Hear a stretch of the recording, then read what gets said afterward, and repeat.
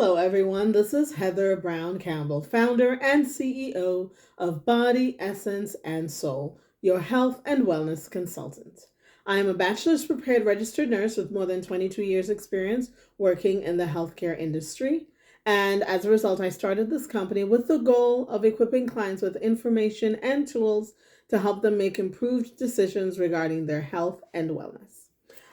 Today is an addendum of sorts to last week's video, and then I'd also like to add some practical steps to take when changing your diet.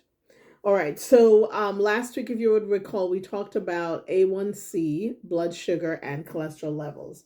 Pertaining to A1C and blood sugar, I wanted to point this out. This is pretty obvious, but I wanted to go on record as saying that.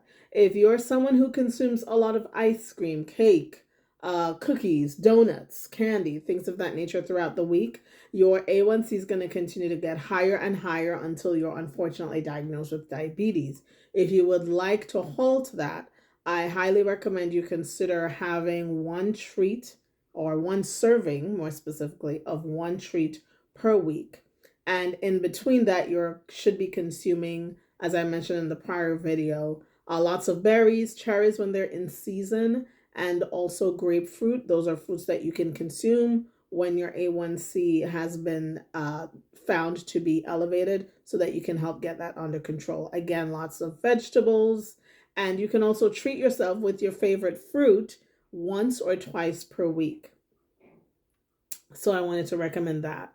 Regarding the other part I wanted to add was regarding juices. I discourage people from drinking fruit juices made the ones that you buy in the supermarket, because a lot of times those consume a lot of high fructose corn syrup, neither of which is good for your blood sugar or A1C.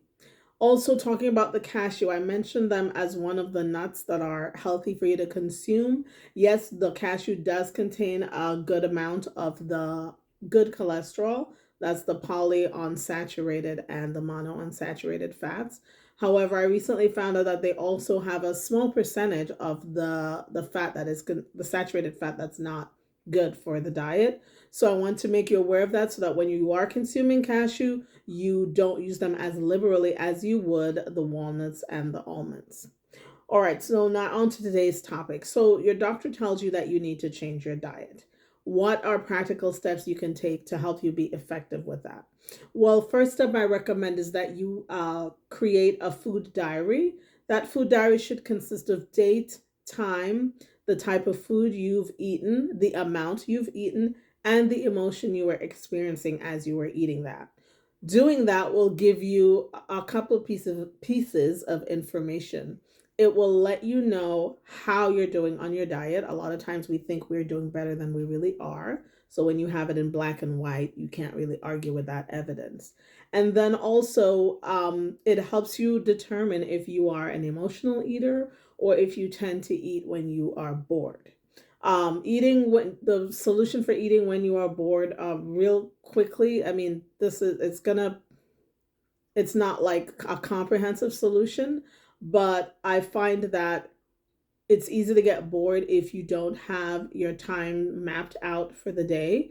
And this is pertaining to, whenever your day off is. I'm assuming the other times you are going to work. So when you have days off, if you don't have your times slated out regarding what you're going to get done at each moment of the day, it's easy to get bored because then there's no motivation to finish a task within a particular time frame in order to move on to the next task. And so being in that mind frame where you don't have a schedule, it's easy to get bored and to just maybe veg and watch some television or whatever it is you do when you're vegging out. Okay, so that's what I recommend to help with the boredom.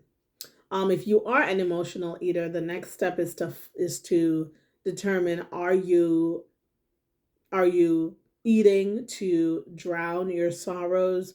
Are you trying to medicate some prior pain with food? And if that's what is happening, then it's going to be imperative that you speak with a therapist to help you drill down to the root of the emotional eating so that you can address whatever needs to be addressed, whatever pain from the past needs to be addressed, because doing so doing that in therapy and also doing the hard work, whatever the homework is assigned by your therapist, will help you get to a more healthier place where you find that you're not craving those foods that you usually consumed to drown your sorrows because they're now being addressed in therapy.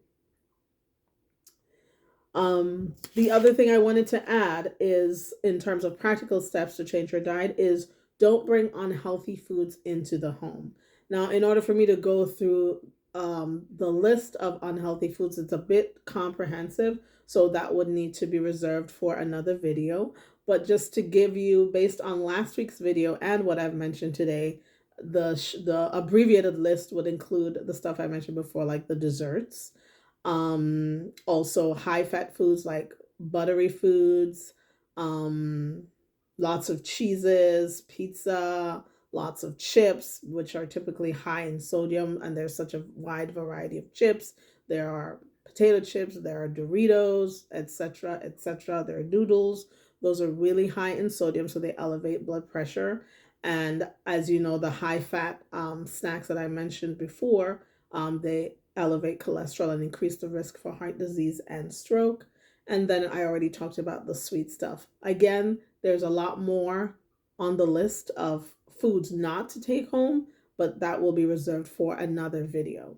But just to give you that quick review, those are some of the foods you should consider not bringing into the home. Because if it's not in the home, then you can't eat it. Yes, you may have some cravings, and that's what I'll address next. When you do have the cravings, you can go out and buy one portion of what it is you want. Hypothetically, let's say, for example, you're craving ice cream.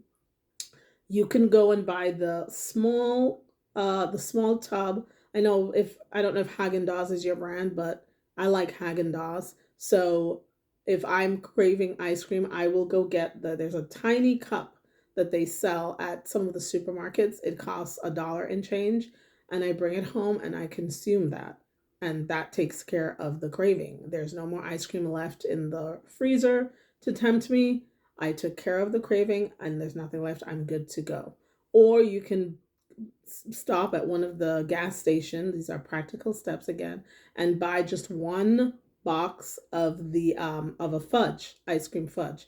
Again, I'm going to use the Haagen-Dazs example. You may like something else, but you can get the one box with one fudge in it, and you eat that ice cream. And when you're done, that's it. There's no more left for you to be tempted by it. And so that's a good practical way of taking care of the cravings. You crave a donut. You can go to the donut store, purchase one donut. You may work yourself you may decide to eat one donut, and then that takes care of your cravings. And then as you get better and better at controlling your diet, you may only want to eat half a donut. And so you buy the donut in the store, break off a half of it, throw it in the garbage, and then eat the other half. That takes care of the craving. There's no more donuts left. And then you may want to leave the store before you finish eating it, because when you're done eating it, you may want to buy another one. But if you're not in the store, you can't buy another one because you've already left the store. So those are just some practical tips I wanted to give. And you will find that when you are getting emotionally healthy and then the unhealthy cravings are less, that when you have a desire or you decide to eat something unhealthy that you've not eaten in a while, when you eat it, you may find that you're not that crazy about it anymore, that you don't have the desire for it as you thought you would anymore, or you're not enjoying it as much as you used to in the past, because you have now been training your body to eat healthily, and so your body's not craving that unhealthy stuff anymore. I will admit there are some things that, even though you've not eaten them in a while, when you do eat them, you're like, oh, that's so good. I forgot how good that was. However, I went over the practical steps of how to handle that so that you're not bringing home an entire case of the unhealthy food and thus consuming it. So I hope those practical tips were helpful for you. Okay. Thanks so much for watching. And until then, make a commitment to stay healthy in your body, your essence, and your soul. Bye for now.